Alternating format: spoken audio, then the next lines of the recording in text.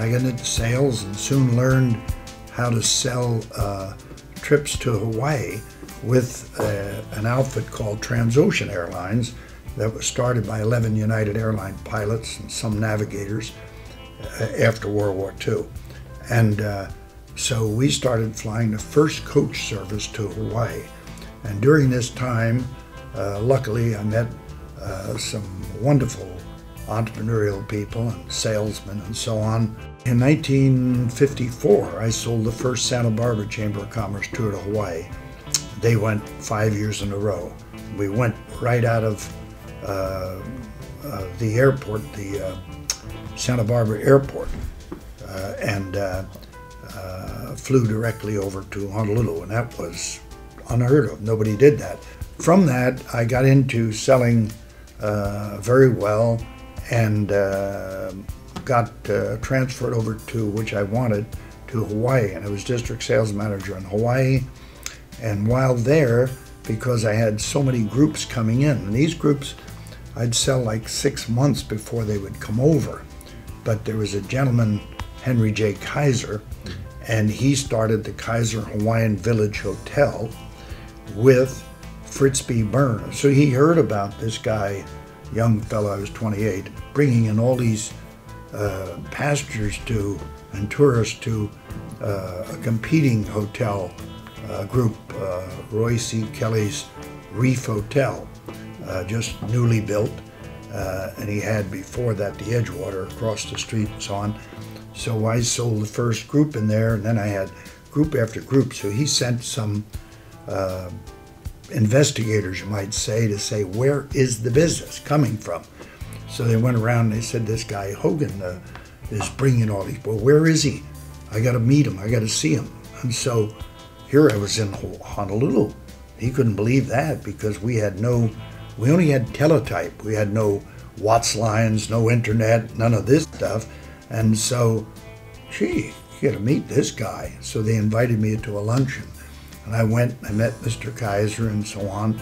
And then he told a fellow that he started a radio station over there. And he told this fellow to see if he could hire me. They offered me a vice presidency in sales to sell the Hawaiian Village property. And I thought, wow, I'm with an outfit that's an on-sked that lots of them go out of business and so on and so forth fast, with Kaiser Industries and, you know, Kaiser Aluminum, Kaiser Steel, all of these various things. Wow, Permanente, Kaiser Permanente Hospital. Whew, I have a future. So I joined him, and he gave me more money than I was getting, but he sent me all the way to New York. And I said, well, Mr. Kaiser, speaking directly to him, I said, sir, I was successful on the West Coast. It's closer to Hawaii and so on and so forth. And I'll never forget, he said, son, you fish where the fish are. 2/3 of the population of America is east of the Rockies.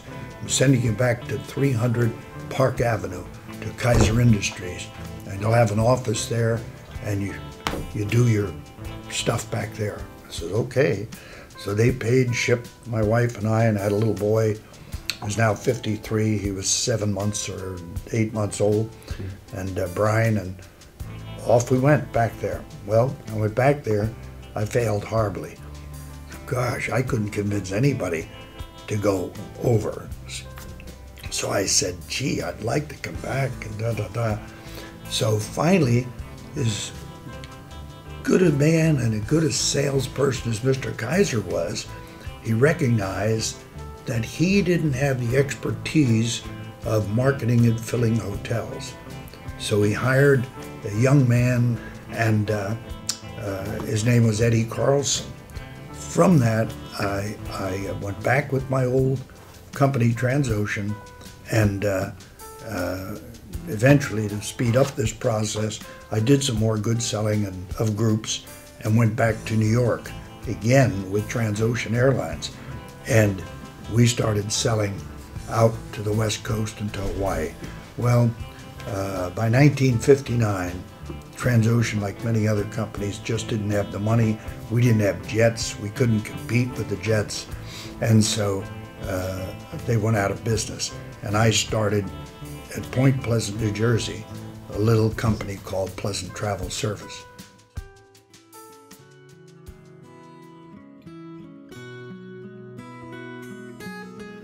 I had one gentleman, William Hannum, that was, I mentioned Fritz B. Burns before, partner of Henry J. Kaiser.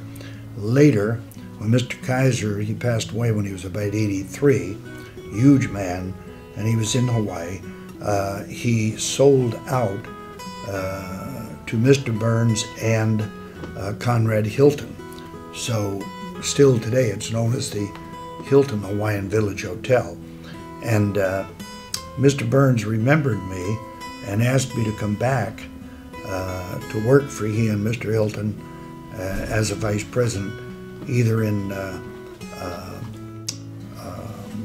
Hawaii or in Los Angeles. And I thanked him very much. I saw him in person again and thanked him very much. But I was in business for myself, and he was such a wonderful gentleman. He said, "Ed, I went into business for myself too. Good for you. I'll tell you what, I've got 17 shopping centers out here in the West Coast, and you pick one you want to be in, and you do consulting for me, and I'll give you a space." So I thought, wow, because in Point Pleasant, 2,600 people, and I had to go out and find people all around to try to build my business, and I was coming up a little bit, but not doing really that well. I knew the west to Hawaii was where I should be, so I took the challenge, and Mr. Burns was an absolute man of his word. He and Henry J. Kaiser, as I said, built Panorama City, and I'll never forget a word he used. He said, I picked the place there that they had the Chamber of Commerce, and he said, we don't need the chamber there anymore. We're all built and everything, and we could put them in a less conspicuous place. But this place I'm going to put you in has great conspicuosity. I thought, conspicuosity? I never heard of that word before. And we didn't have Twitter or Expedia or anything like that, so I couldn't look it up. But anyway, he was right. It was on Roscoe Boulevard and Van Nuys Boulevard, the busiest cross streets in the San Fernando Valley. So we started there and began to build our business little by little, and he got this Mr. Hannon, who was an associate of his, and Mr. Hannon became my mentor, and we would talk. 37 years he mentored me, told me how to buy my first hotel, how to get the second hotel, and we ended up with 7 hotels and all the other different things. What can you do to be more contributory in life?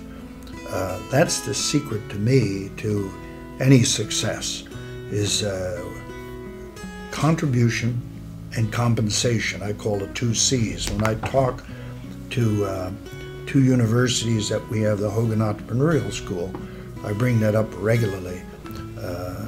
If you're not contributory, don't expect to be compensated.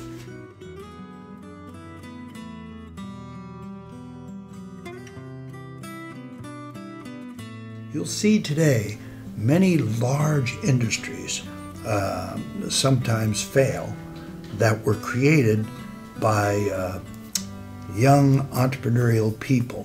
And those young entrepreneurial people may sell out to a large corporation. And what happens in many cases with the large corporation, the people that are working with them become politicians.